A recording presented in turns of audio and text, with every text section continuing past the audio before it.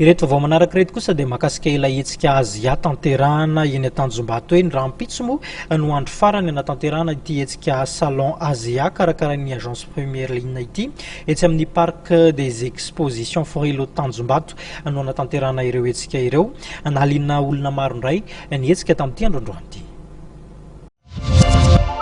Mahasarika ireo mpitsidika ny hetsika Azia izay mitohatra amin'ny raha-pitso ireo vokatra samihafa avy amin'ny firenena aziatika. Culture asiatique marina hoe appliquant fiainana zany ahitana zava-baovao. Dia hoe aziatika moa zany zavatra hoe tsy tena fahita foana hoe Azia santara.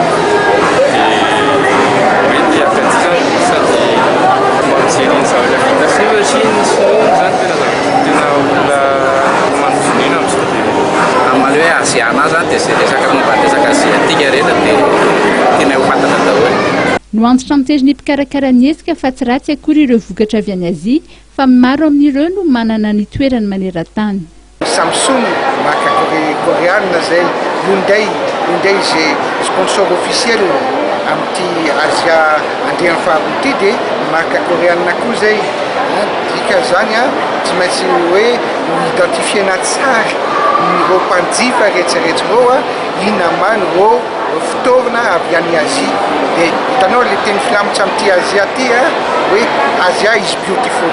Tsy ny vokatra avy any Azia ihany no hita ety amin'ny parc des expositions Forilo Tanjombato fa ao ihany koa ireo vokatra avy amin'ny firenena hafa ary tsy latsa-danja amin'izany ny fandraisana anjaran'ny malagasy. Anisan'ny hita eo amin'ny trano evan'ny Matv ny fanaovana relooking express. Ankoatr'ireo trano eva maro eny an-toerana dia misy ihany koa ireo fanentanana isan'andro. Tsy ahivina fa mitohatra amin'ny raha-pitso ny hetsika Azia ary misy fisarihana ho an'ireo izay miditra amin'ny alalan'ny fanasana maimaim-pony na ny invitation 0 ariary izay azahoana loka maro avy amin'ireo mpiara-miombonantoka samihafa ary ny loka goavana amin'izany dia nisidina makany Chine.